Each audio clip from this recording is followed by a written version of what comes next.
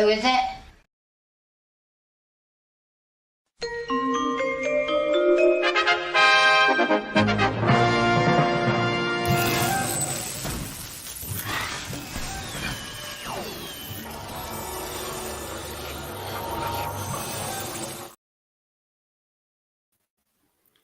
Well, I hope you're having a nice day, everybody, because I just want to talk about May Ping for a minute. Do you know what I mean?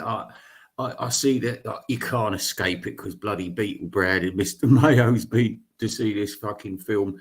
It's not a film; it's a documentary.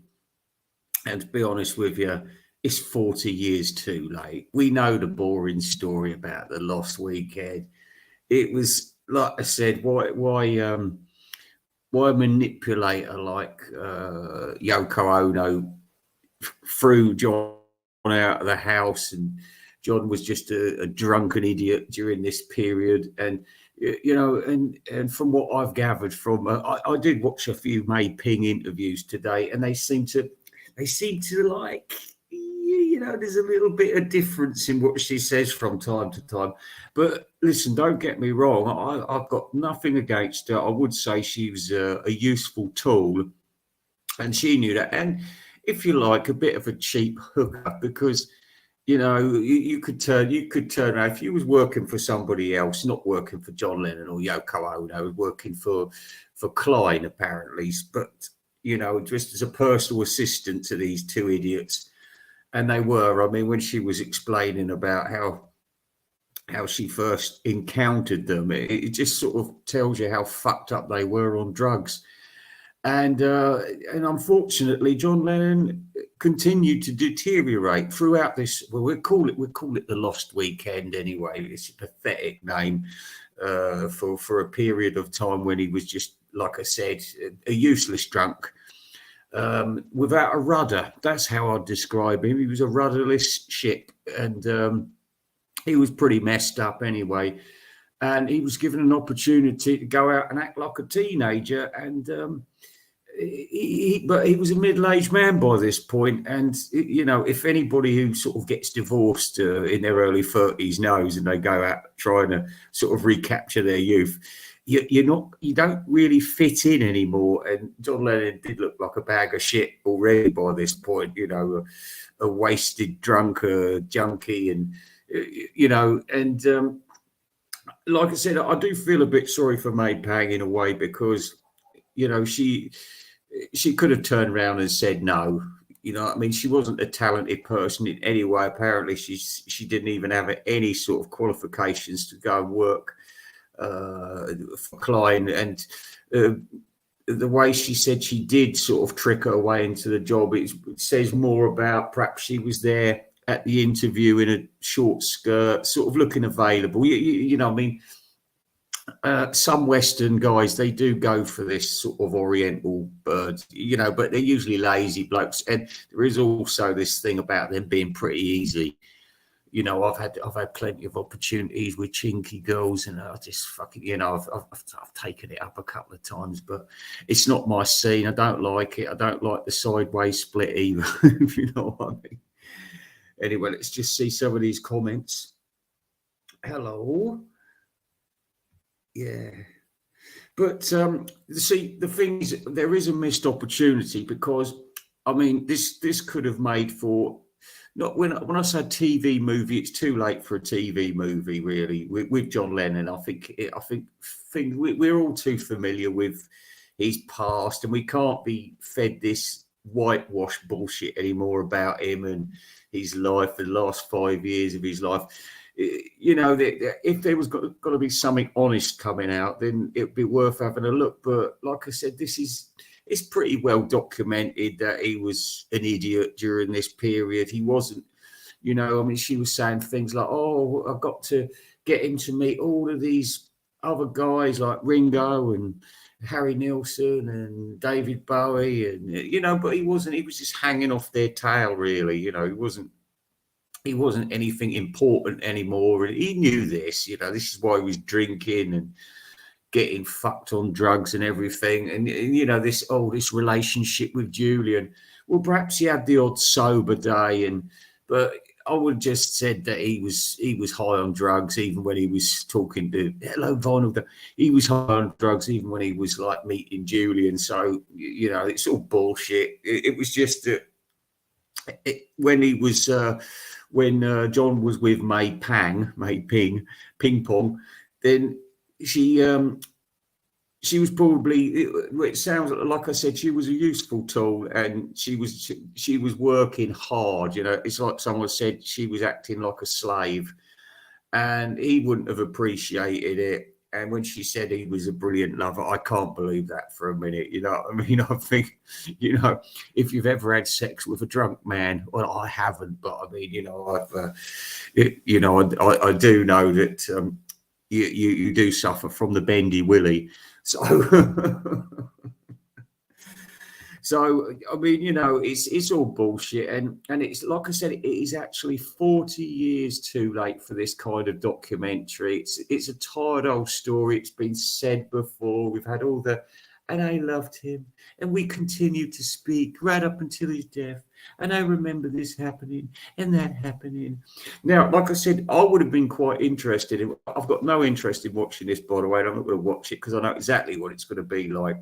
It's just going to be that tired old fucking script again. And oh, you know, and you know, she was all this UFO bullshit. It's crap. You know what I mean? Like I said, UFO, there was Project UFO on TV at the time and all this kind of bullshit about UFOs.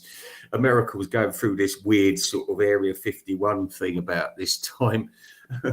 You know, it was, you know, it's all total shit. And like I said, I would have been quite interested in watching if they'd done a sort of like a TV play or something, you know, because that's all it deserved. Maybe an hour and a half long TV play, you know, between 9 and 10 at night or something. You know, it's just something a bit cheap, because that was what it was. But no, it's just all these photographs, and old mate Pang's gonna speak, and they're gonna get some other fucking loser speaking like Julian Lennon, you know. But I'd rather hear what Sean Lennon's got to say about it. I'd rather what Yoko Ono's got to say about it. Well, we've heard what Yoko's rolling in with witchcraft. It was just, John was a washed out loser by this point, and you know, he'd already put everything he had into saying, "Oh, me and Yoko are a great team," and then they'd split up. So, you know, what am I going to do now? And then he got back together with her, and he hid for 5 years, like I said, in embarrassment. So, you know, what's the point? What is the point of it? 40 years too late. That's all I can say about it. That's all I can say. And I would like to mention that Mr. Mayo has turned into some kind of a technical whiz kid, because I did have a look to see if he'd taken down this talcum powder bullshit. And I watched the video where he was showing all these wonderful new buys, and if he's taken out the wallet and the talcum powder section. So good for you, Mr. Mayo. You see, he does listen sometimes. Or was it just the demand for your head on a stick was so great that you had no choice? This was your woman is the nigger of the world moment, Mr. Mayo, and you had to do it. Oh, hello. Hi, Sharon. Guess what? Richie's been looking for you. He's very worried that you've been, some hackers blocked you from his account. He's very disturbed about it all. So perhaps if he shows up here tonight, you could just say a little hello to him and make sure that he knows that you're still around. And, you know, I mean, he had a birthday cake and he was saving the last piece for you. Oh, yeah, well, are we looking forward to the coronation? Not really, but there's some good news. And that is Meghan won't be there, but she's plotting something else. She's plotting something else. She's plotting a cookbook. I mean, when all else fails, a cookbook. And we know she likes fried chicken. When he proposed to me, I was roasting chicken. I was roasting chicken.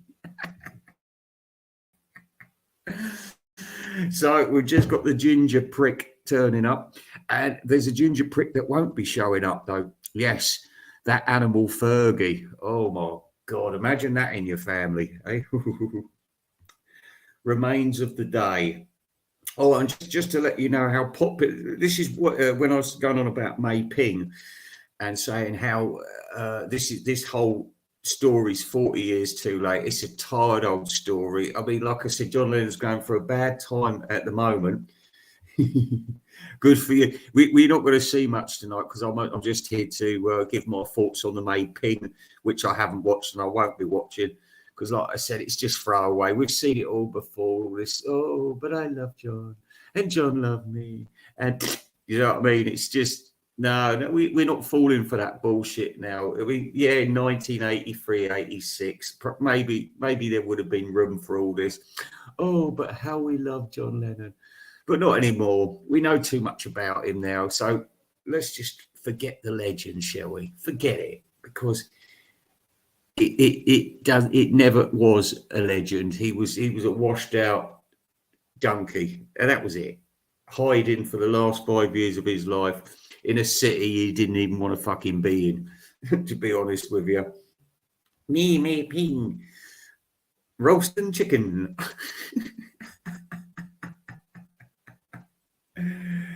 Oh, yeah. Does she like half a chicken? Yeah. She's got chicken legs. I know that much. Oh, there's nothing worse with women with chicken legs, is there? Oh, I don't like women with chicken legs. But I've got, you know, I'm not going to be here for very long, so I'm going to tell you about this. I'm just going to recap on this Mei Ping story. You know, and how it's just sort of bringing all this old bullshit up, which has been said on documentary after docu-fucking-mentary. Do you know what I mean? And yeah, we know what she thinks about it. We all know how it started, how it finished. How it finished is sort of like, you know, she does sort of move the goalposts a little bit, you know, a little bit there. And, you know, how they met is a little bit, and what she was actually doing when she said John was her first lover. I really don't believe that. I think she was very much available to whoever was walking around at that time, if you know what I mean. If you go into a job and you want to be a temp as a secretary or a receptionist, you know what I mean? You should really know how to type and stuff. And she said, I didn't know how to type. I didn't know how to do nothing. I didn't even really go to school. So, you know, I mean, it says it all really, doesn't it? You know, so, and people were like, you know, just out for, you know, older men and things. They were just sort of out for, oh, she looks available. Let's ask her for a fuck and we might be able to give her a job for a couple of months. You know, it's the way it works. It's the way it works. So anyway, so like I said, I would have liked to have seen a dramatisation just because it would have been quite funny, really, you know, just to see somebody playing John Lennon all desperate and drunk and strangling her and everything. But he treated her like a piece of shit. And like I said, the only reason she was chosen is because Yoko wanted another Oriental to hang around with him, you know, for whatever reason, because she really, really would have been frightened of him getting involved with Western women again. And I know, believe you me, if you're a lazy, washed out, drunken, junkie loser, you're probably better off with an Oriental because they'll put up with a lot more bullshit than a Westerner woman would. But, you know, to be honest with you, this is the whole thing. It's about like trying to keep somebody of your own ilk happy, you know, or trying to be interesting to those people. Because, like I said, if you're sitting there with a chinky, I mean, when I was with one of these, you know, chinky type women, and she come round and she was like, oh, how was that film? Oh, is that good? And oh, fucking shut up, will ya? Just sit on my cock and shut up. It's like, you know what I mean? You just don't need all that bullshit because it's all fake, isn't it? I don't want women to be fake with me. Hey, we don't want women faking it. Yes, John was a weirdo, and John had yellow fever, yellow jaundice. So, like I said, this whole thing, I just said it about 50 times, but I will say it again. it's 40 years too late. I don't think there's much interest in it. And like I saw Beetle Brad turning up the cinema, moaning about a queue. The queue was for another couple of films which had sort of just come out, not for his fucking film, which was in the 20-seat arena. Do you know what I mean? And he was the only person in there. I mean, even when I went to see Broad Street, I actually had my mate there, and my mate was really fucked off about it afterwards. But actually, there was another bloke. This was at the Curzon. There was another bloke who had come to watch it. But like I said, free in a fucking cinema is not good. It's not good. But I mean, this is how important John Lennon is these days, and made Pings, Lost Weekend, and all this bullshit. Like I said, just Beetle Brad in the cinema. Same as when Mr. Mayo went, it would have just been Mr. Mayo there and a giant popcorn. Because we don't want him getting lonely, do we? Anyway, has anybody got anything else to say? We don't want to talk about the coronation. We don't want to talk about Joe Biden. And we don't want to talk about the talcum powder because, like I said, he has trimmed out those bits. He was presented with overwhelming evidence, so we'll leave it at that, Mr. Mayo. That's what we'll do. There's no point in pouring further humiliation on it. But you know how it started, because you were starting up on pre-code Mick for no good reason. And really, you want to keep off the technology because it'll lead to trouble. It'll lead to trouble. Yes, Yoko was bad news for John. There's no two ways about it. She did. And I mean, let's face it, she really, if you was in the Beatles at that time and there was all this bullshit talk about, oh, well, amazingly enough, they weren't even thinking about splitting up. They were talking about another album. That doesn't surprise me at all. Because, it was their bread and butter being in the Beatles. But I think it just got to the point where, John was coming in such a junkie. And, I think Paul McCartney Paul McCartney, hello there, sir. Oh, God, you haven't been.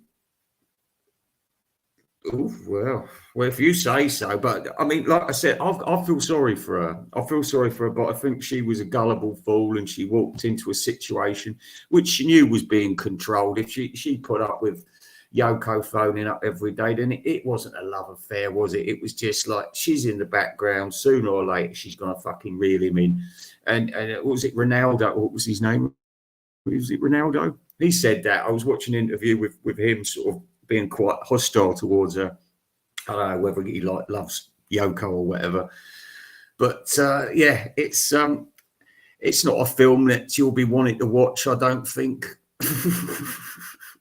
John Heaton, I don't think you'll be watching it. Or if you do, there won't be any surprises there because it's an old story, isn't it? And it's a tired story. And like I said, it's not the right time to be sort of saying what a wonderful, talented person he was. There's another thing I was going to mention. This sort of this talent, this major talent that came around when he was doing It's Lost Weekend. It wasn't. He came up with Mind Games.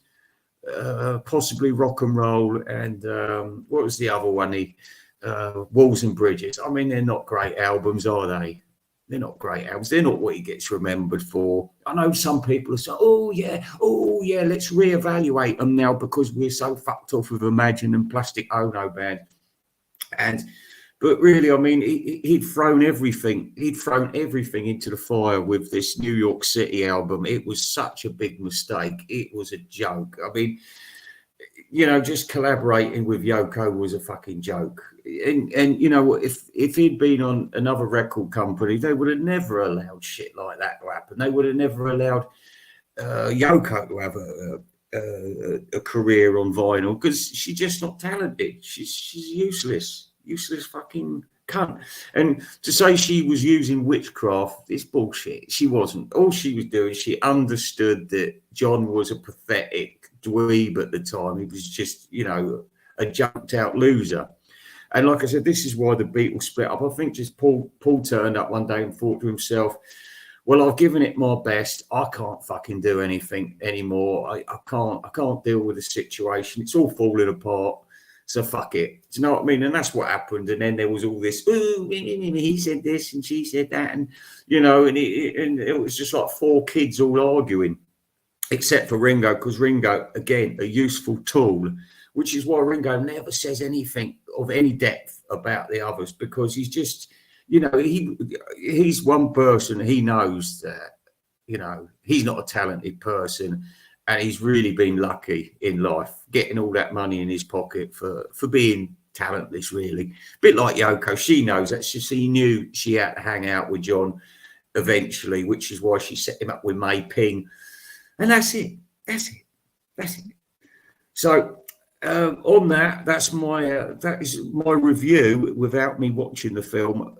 I'm telling you what it's like. And I'm just telling you that it's the wrong time to try and turn this boring story into, it's not, like I said, it's not a film, it's just a documentary, another fucking documentary. What we don't need, what we do need at the moment is some real talk about John Lennon, perhaps, you know, an evaluate, a 21st century evaluation of him, you know, because all we're getting all the time is just maniacs who just cut out, you know, the reality. Oh, by the way, John Heaton, I saw a bit of your you and Andrew Dixon with Juba the other day, and like I said, that it's tiresome. It's fucking tiresome listening to him. And I'm sorry, I don't want to insult you especially, but I'm just, you know, what has Lawrence Juba got to fucking say, really? No, I won't change my mind if I see the film. I really won't, because I know, you know, I know what the film's going to be. Oh, did you know that Mick Jagger was in this kind of film in the 80s? I can't remember the name of it. Maybe you can tell me. But I was watching Siskel and Ebert the other day, an old sort of from 1986, and it said Mick Jagger's in this film. And I thought, oh no, Mick Jagger's trying to play a serious part again. Oh my God. Who tells these people they can actually act? I mean, I know performance is iconic, but he's still pretty shit in it, really, isn't he? He's pretty shit. Anyway, on that note, my dear children, I'm going to go, and I'm sorry I'm being really negative about everything tonight, but it's just the way it is. It's the way it is. Listen to Invisible Ray, because I know what I'm talking about. If you don't believe me, go and see this bloody film, and then, you know, you'll just be getting Imagine all over again, but from Ray Ping's point of view, POV. Okay, so goodbye, children. Ta-ta. Good night. Yes, I am.